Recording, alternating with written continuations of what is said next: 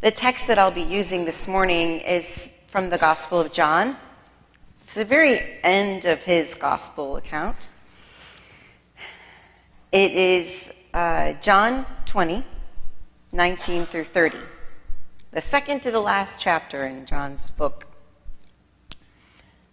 And this is the second part of Easter. It was still the first day of the week. It was still that day that Mary had found the Lord. But that evening, while the disciples were behind closed doors because they were afraid of the Jewish authorities, Jesus came and stood among them. He said, "Peace be with you." After he said this, he showed them his hands and his side. When the disciples saw the Lord, they were filled with joy. Jesus said to them again, "Peace be with you. As the Father has sent me, so I am sending you." Then he breathed on them and said, "Receive the Holy Spirit."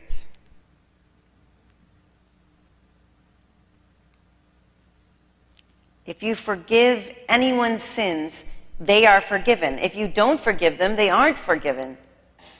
Thomas, the one called Didymus, one of the 12, wasn't with the disciples when Jesus came. The other disciples told him, "We've seen the Lord." But he replied, "Unless I see the nail marks in his hands and put my finger in the wounds left by the nails and put my hand into his side, I won't believe." After 8 days, his disciples were again in a house, and Thomas was with them. Even though the doors were locked, Jesus entered and stood among them. He said, "Peace be with you." Then he said to Thomas, "Put your finger here. Look at my hands. Put your hand into my side. No more disbelief. Believe." Thomas responded to Jesus, "My Lord and my God." Jesus replied, "Do you believe because you see me? Happy are those who don't see and yet believe." Then Jesus did many other miraculous signs in his disciples' presence, signs that aren't recorded in this scroll. May God add his blessing to the reading of the Gospel of John.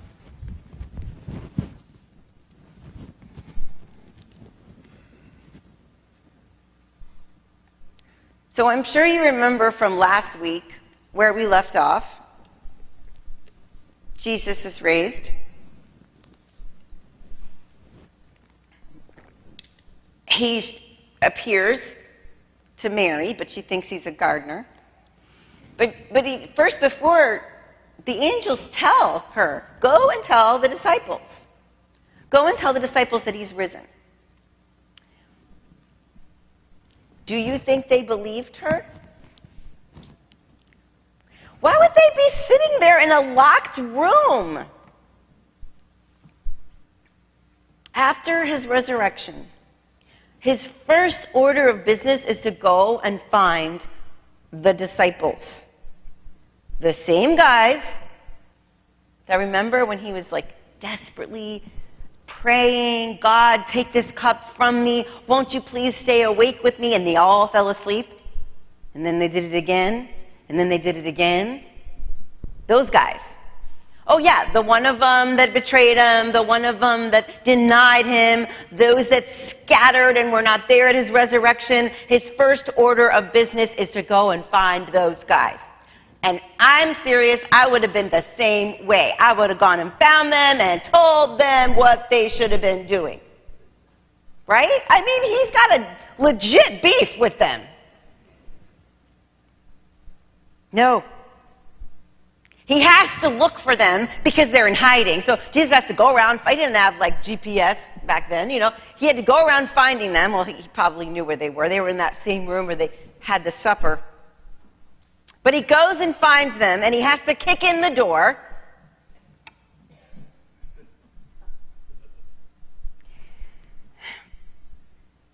afraid of what happened to Jesus, afraid that that might happen to them, they hid. Because of that fear, Peter denied knowing him. And he told them that they would do this. And they said, "No, Lord." You know, when times were good at the dinner that night and they're all having a nice meal together, they're celebrating the Passover, Jesus is with them. There's really not that hint that anything, well, the only person who knows something bad's going to happen is Judas, really.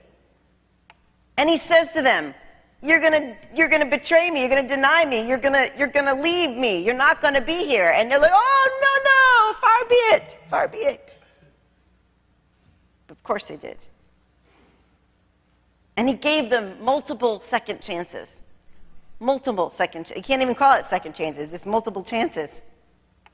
And no matter how they act, Jesus responds to them, giving it right back to them with a loving embrace.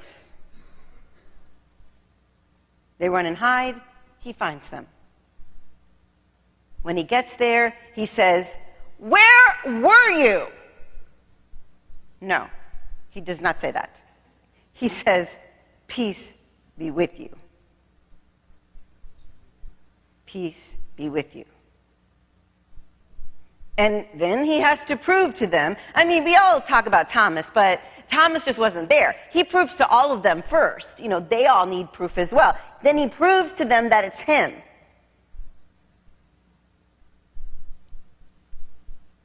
Does he act disappointed in their lack of belief that he has to give them this evidence? No. Instead of being disappointed, Jesus breathes on them and imparts the power of the Holy Spirit upon them to forgive sins, to do the work. He gives them a responsibility of spreading that message of forgiveness. He says, if you don't do it, they won't be forgiven. So you got to go let them know. Well, who better to spread the message of forgiveness than those who were infinitely forgiven by the Lord, these disciples? This Sunday night scene is the first church service. The first church service at the first church. It's a small group. It's spontaneous, but it's genuine. And the message is still appropriate for us today. Peace be with you.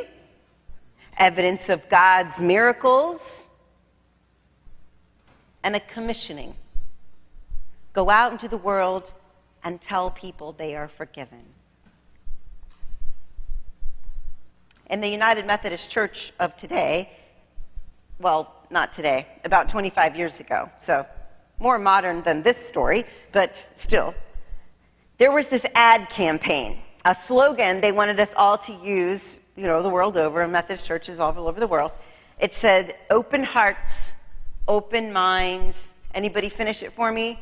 Open doors. So I ran around unlocking as many doors as I could this morning at this church, which is like, every door is always locked here. So I tried, you know, not to be hypocritical in that. Open hearts, open minds, open doors. The people of the United Methodist Church. Now, one commentator wondered what the slogan would have been for this church service that happened on that first day, on that Easter Sunday night. What would their slogan be? Welcome. What's the password? You don't know it? Nope, wrong, go away. The Church of the Fearful Former Fishermen. You know, like, they were behind locked doors. Now, you know, some of the interpreters say, the commentators say, well, to show the miracle of Jesus passing into the space that without having to go through doors, and so make it all spectacular. But really what it means is the fourth evangelist there is trying to tell us that these men were scared. They'd already seen the risen Lord. They went back into the room and they still locked the door on the encounter with Thomas. They're behind locked doors. But Jesus doesn't know the password. He doesn't even knock. It talks about it in the book of Revelation. Behold, I stand at the door and knock. Not here. He doesn't even knock. He just walks right in. He had to. They wouldn't have let him in. They didn't believe him. He would have had to, hold his wounded hand up to the little spire thing. What do you call that thing in your door that you can look through? They didn't have those back then. But still, they wouldn't have let him in. They wouldn't have believed it was him. Jesus replied, "Do you believe because you see me? Happy are those who don't see and yet believe." The risen Christ visits all his disciples on the day of his resurrection, not the other way around. He goes and finds them. They are not looking for him. Bishop Will Willimon reflected in his commentary that the gospel is never a story about how we came to Jesus. It's always an account of the myriad of ways Christ comes to us. And I bet that the story of your Christian faith is not a story about how you, the spiritually discerning and morally upstanding person that you are, it's not about how you opened your door to Jesus. It's a story about the sly and wonderful and even miraculous way Jesus made a way through your locked doors and made his way to you. He also calls the disciples a fearful, disappointing, betraying, misunderstanding, ragtag bunch of losers, which they were. But that's the good news. That's the good news. If the risen Lord's first agenda is to go meet up with a fearful, disappointing, betraying, misunderstanding, ragtag bunch of losers, then there's hope for you and me. They're the first church. People like to name their church the First United Methodist Church. And there was this seminar once, and they said, if you could put mall instead of church behind your church's name, then you have the wrong kind of name. So, ours falls in that category. Ocean View, right? But, St. Peter, count for that one. I was like, that's not, you got to be kind of logistical with that. The First Church of Juno Beach. I don't know. But the church ought not to be an honor society of the spiritually elite. The church should not be limited to the most faithful and theological discerning individuals who are considered up to scratch. I like saying stuff like that. Makes me sound like a 19th century British aristocrat. Up to scratch. And as much as you and I may not like it, the reality that the church is not a gathering of the most courageous and noble followers of Jesus, if we even follow him at all as a church. Sometimes we really don't. For Willimon, he says, the church is a name for those who have had their locked doors kicked open by the risen Christ, the ones upon whom Christ has breathed his Holy Spirit and given them, yes, even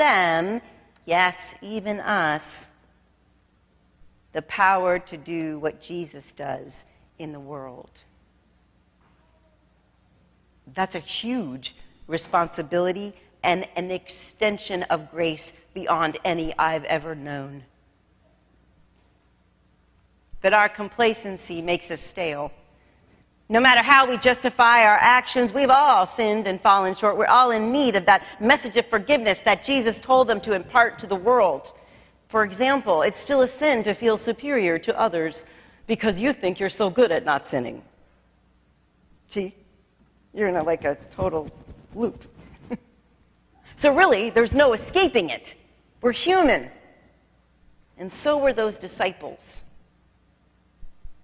Those disciples that Jesus loved so much, they were first on his agenda when he rose. How could that same kind of love be any further from us, no matter what.